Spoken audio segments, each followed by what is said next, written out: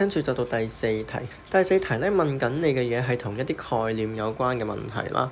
佢就講話啦，而家有啲乜嘢嘅方法係可以幫我辨認到胃液同埋胰液。好啦，胃液、胰液。喺呢個情況底下，大家就要知道，通常你嘅胃液會含有啲乜嘢啦，你嘅胰液會含有啲乜嘢啦。大家都含有蛋白酶啦。首先酶係一定有先係咪？但係酶嘅種類係可以唔同噶嘛。咁胃液咧有嘅係可以有蛋白酶啊嘛，胰液都可以有蛋白酶啊嘛。但係胃液咧有嘅係得蛋白酶嘅啫，得唔得？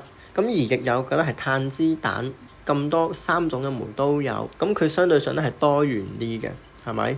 咁既然大家都有蛋白酶嘅情況底下，我嘅選項1，我話將樣本同埋蛋白混合埋一齊，即係大家都可以消化到蛋白啦，係咪？咁蛋白咪變咗做 AA 咯，咪變咗做氨基酸咯，或者變咗做多肽咯，係咪？但係咧呢個嘅測試咧，佢話進行蛋白測試其實係唔 work 嘅喎。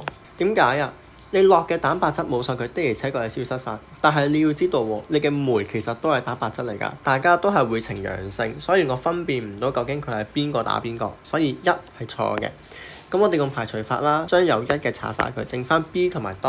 咁 B 同埋 D 兩個都有2，即係講緊2嘅選項其實係啱㗎啦。咁問題嚟啦。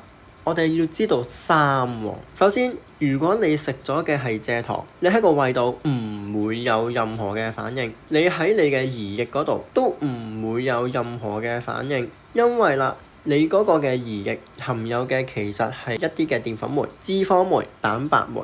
並冇一啲嘅蔗糖酶，亦都冇其他嘅碳水化合物嘅酶係可以幫你分解到糖分。所以啦，你可唔可以答3啊？就一定唔得。咁另外係乜嘢呢？就算你拎去做本納德試驗，正常嚟講，如果你嗰個嘅糖佢係一個嘅還原糖，佢一定會有磚紅色沉澱物，即係呈陽性。